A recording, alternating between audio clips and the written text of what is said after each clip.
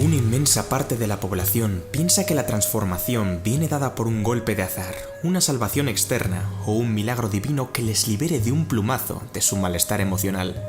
En consecuencia, se quedan pasmados contemplando la llegada de un grandioso evento que les rescate de su miserable y patética vida. Un evento que, por supuesto, nunca llega. ¿Por qué a él sí y a mí no?, se preguntó un reo de sus propias creencias, un prisionero que se encarceló a sí mismo.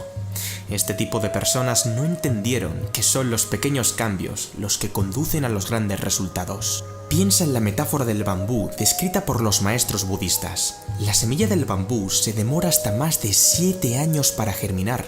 Durante el tiempo entre la siembra y el nacimiento del brote, la planta ha de reunir los suficientes nutrientes y sales minerales en aras de asegurarse un crecimiento estable. Lo más sorprendente es que, cuando la caña ya se encuentra preparada, su tallo alcanza los 3 metros en cuestión de 1 o 2 meses.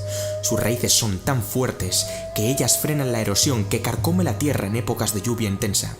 Y es precisamente el hecho de haber trabajado en las sombras durante tanto tiempo lo que ha forjado su robustez, dando pie a un explosivo desarrollo en vertical. Sabiendo esto, cabe cuestionarse, ¿hasta qué punto dicha analogía goza de aplicabilidad en nuestra vida cotidiana? ¿Cuántas veces juzgamos al vecino por haber obtenido algo sin realmente merecerlo cuando, en realidad, ha estado implementando mejoras de diminuto tamaño que hemos pasado por alto? Seguro que se te vienen a la cabeza una gran cantidad de procesos en los cuales uno ha de renunciar a recompensas presentes para obtener unas ganancias mucho mayores en el futuro. Con esta historia, introduzco la metodología que voy a exponer a continuación, ya considerada por muchos autores una corriente filosófica más. Damas y caballeros, es hora de retroceder 75 años en el tiempo.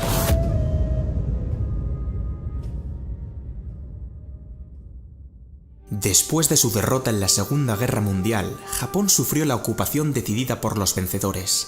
El país estuvo en manos de las fuerzas estadounidenses, dirigidas por el general Douglas MacArthur. El objetivo principal era impedir que Japón se convirtiera nuevamente en una amenaza para su seguridad, motivo por el cual se cerraron las fábricas, se desmilitarizó el país y se juzgó a los principales dirigentes.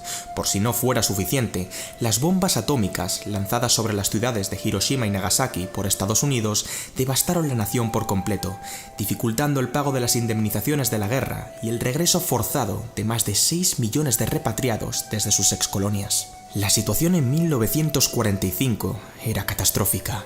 Japón perdió el 42% de la riqueza nacional, por no mencionar el gigantesco agujero en el tejido industrial. La ocupación norteamericana no permitió en los primeros años la reparación de los daños ni la elaboración de una política estratégica para la reconstrucción económica. En suma, la demanda interna descendió con la interrupción y el comercio exterior se hallaba restringido por los países aliados. Desde luego, los nipones eran víctimas perfectas. Podrían haberse refugiado en la queja, y con mucha razón. El pueblo estadounidense nos ha robado 100 años de prosperidad. La nación ha quedado devastada por los 2 grandes desastres nucleares. No disponemos de recursos naturales, bienes de capital ni grandes latifundios. No disponemos de un estado anímico decente tras haber perdido nuestro imperio. Pero ¿sabéis qué? No lo hicieron. Sí, ellos tenían bastante claro lo que les faltaba, pero aún más conscientes eran de lo que poseían como sociedad: conocimiento, determinación y capital humano. Por increíble que pudiera parecer, su creencia en aquellos tiempos de dificultad era que un buen plan era el ingrediente esencial para conseguirlo todo, aun habiendo partido de la nada más absoluta en el aspecto material. A fin de cuentas, el esfuerzo militar de la guerra movilizó toda la industria pesada, de la cual se obtuvo una gran experiencia en organización a gran escala y formación de mano de obra, especialmente para jóvenes y mujeres. Con todo, ¿existía acaso alguna posibilidad de recuperación? Sobra decir que el resto es historia. A raíz de los acontecimientos, el mundo presenció uno de los enfoques humanistas más trascendentes, el Kaizen. La expresión viene de las palabras japonesas Kai, que significa cambio o acción de enmendar, y Zen, que significa bueno o beneficioso. En conjunto, la etimología de la palabra refleja la acción de mejorar, o puesto en términos equivalentes, cambiar a mejor.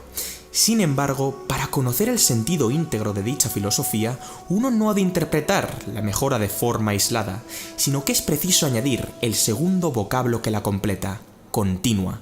En otras palabras, no solo se debe tomar la decisión de cambiar a mejor, dicha variación positiva debe prolongarse en el tiempo de forma sostenible. Es muy importante recalcar que beneficioso ha de interpretarse desde el punto de vista taoísta, es decir, por beneficio no ha de entenderse que una persona salga favorecida a expensas de otra. El término zen nada tiene que ver con la opulencia de un individuo que transforma al mundo a peor sirviendo exclusivamente sus intereses personales, sino que refleja un acto meramente altruista y filantrópico.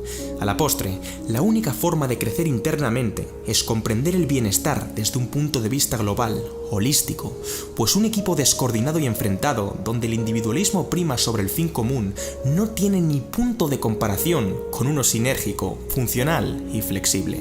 El primer nicho en el que se aplicó el Kaizen fue el empresarial, concretamente el modelo de producción industrial japonés.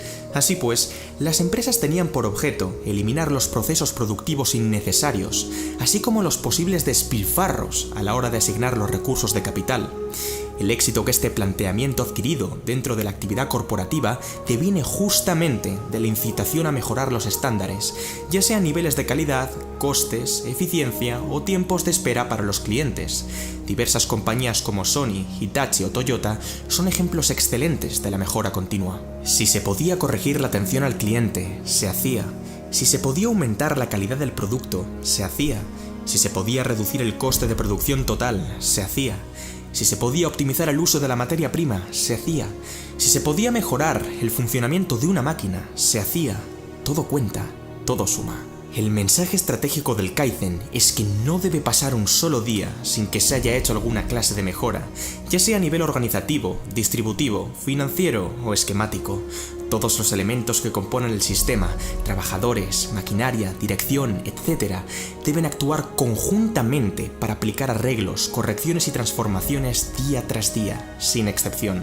Por muy leves que resultaran, por inapreciables que pareciesen, el código del maestro Shigeo Shingo era un imperativo moral.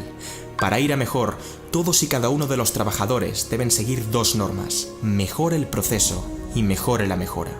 De este punto se deriva uno de los principales mandamientos del Kaizen, el rigor, el cual es esencial a la hora de encontrar fallos sistemáticos y hacerse cargo de ellos con eficacia. A principios de la década de los 50, el país tuvo un golpe de suerte. La guerra de Corea lo convirtió en uno de los principales proveedores de las fuerzas aliadas, disparando con ello sus exportaciones en armamento.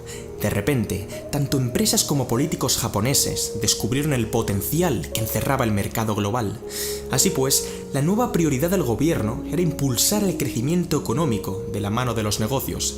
Las 3 décadas siguientes fueron los años dorados de Japón, dejándonos para el recuerdo un auge cuyas dimensiones rebasaron los cálculos de los mejores analistas profesionales. Para que os hagáis una idea, el objetivo que el ministro de Economía anunció a comienzos de 1960 era duplicar en apenas 10 años el tamaño de la economía. Para alcanzar dicha meta, el país debía mantener durante todo ese tiempo un crecimiento promedio anual del 7,2%, algo completamente inaudito. Pues bien, no solo lo cumplieron, sino que superaron con creces sus expectativas, multiplicando el tamaño de su economía por 2,8 gracias a un crecimiento anual medio de más del 9,3%. Nunca antes una nación había creado riqueza a tanta velocidad y en dimensiones tan colosales. En muy pocos años, Japón se convirtió en el mayor tenedor de activos a nivel mundial, así como en el mayor proveedor de ayuda humanitaria. Una auténtica locura.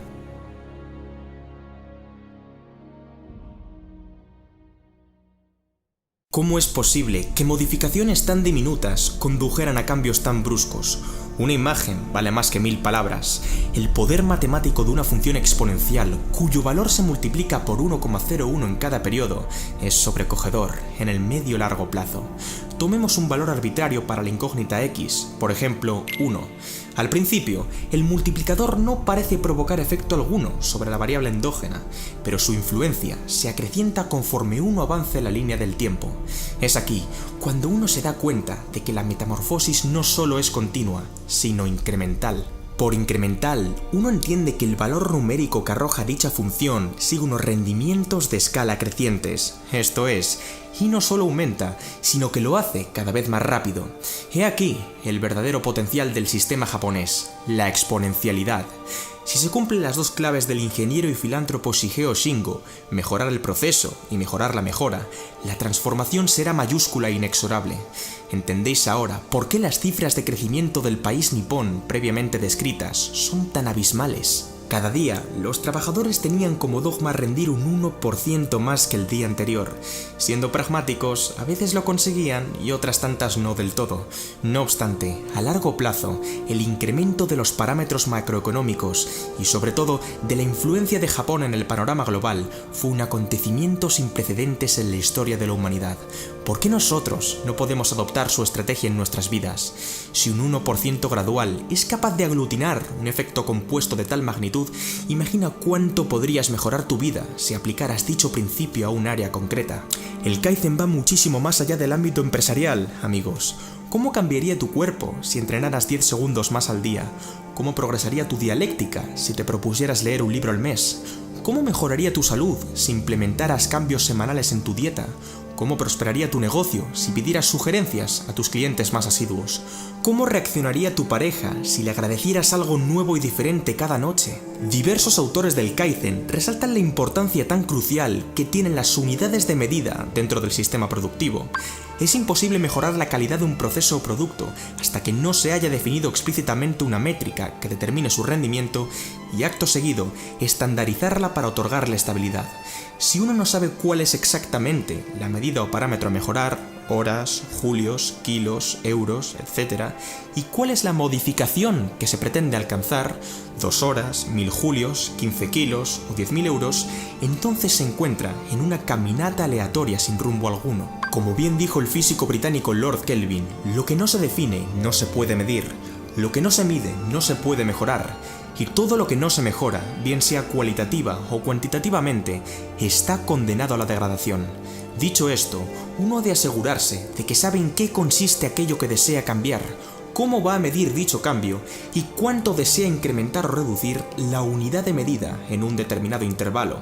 Si uno selecciona una métrica cualquiera, ya sea palabras escritas por día, repeticiones en un ejercicio, calorías ingeridas en una comida, pasos realizados por semana o tiempo de meditación, y se propone aplicar pequeños retoques diarios para aumentar o disminuir su valor, el inevitable resultado a medio largo plazo es la mejora continua incremental. La clave del Kaizen y el factor por el cual muchos individuos no logran culminarse como entes altamente efectivos es su culto al paso intermedio. Como bien mencionó Ishikawa, el buen resultado es consecuencia de una ciega devoción al proceso. Así lo hizo Japón. Mientras el resto del mundo se centró en lo visible, ellos se centraron en lo invisible. Entendieron que algo aparentemente inapreciable no es sinónimo de intrascendente. Quien trate de crecer a pasos agigantados desde el inicio no aguantará mucho tiempo en plena fase de crecimiento. En contrapartida, quien trate de crecer a rendimientos de escala crecientes, es decir, poco a poco y cada vez más rápido, se condena a ser un coloso. De manera similar a los estoicos, el Kaizen venera un recurso muy por encima del resto, un recurso inmaterial, intransferible y irrecuperable por naturaleza: el tiempo. A pesar de ser el activo más valioso para cualquier corporación, independientemente de su tamaño, es el que más se desperdicia con una diferencia atronadora. Solamente ejerciendo control sobre este valioso ingrediente es posible poner en marcha otras tareas administrativas. El tiempo es el punto de apoyo de Arquímedes, el eje sobre el cual rotan todos los elementos que componen cualquier asociación, compañía, colectivo y, por supuesto, persona. La mayoría de las empresas pica en la trampa mortal del tiempo. Otros activos son total o parcialmente recuperables y pueden utilizarse en algún propósito alternativo si su primer uso no resulta satisfactorio, pero no es el caso del tiempo. Lo que es ahora ya no será nunca. Aún así, los libros contables reflejan únicamente aquellos bienes con un valor de mercado concreto. En el balance de situación hay espacio para el inventario, las reservas monetarias e incluso factores intangibles como la marca, pero no para el tiempo. A simple vista, uno puede pensar que este es gratis e inagotable, pero nada más lejos de la realidad. El correr de las manecillas no manifiesta remordimiento, complacencia o piedad alguna. Muchos autores saludan a los factores culturales y sociales para explicar el fenómeno del milagro japonés. Sin embargo, Masaaki Imai, uno de los escritores referentes a lo que el Kaizen respecta, no lo tiene tan claro. En su libro, justifica que el éxito en la eficiencia del pueblo nipón no descansa tanto en los factores culturales como en las prácticas del propio método. Al fin y al cabo, el Kaizen retoma las técnicas de control de calidad total diseñadas por Edgar Deming, un estadístico y consultor norteamericano que enseñó de primera mano múltiples estrategias de producción a los administradores, ingenieros y científicos japoneses desde el año 1950. Si bien yo sí pienso que el terreno sociocultural de Japón ha sido una de las claves de su éxito, coincido con Imai en que la variable explicativa con más peso es, sin lugar a dudas, la metodología que implementaron. La lealtad del pueblo para con sus leyes y costumbres, así como la virtud del ahorro, destinado a la inversión de capital, contribuyeron notablemente al progreso. Pero incluso estos componentes, el orden colectivo y la frugalidad, ya forman parte del Kaizen implícitamente.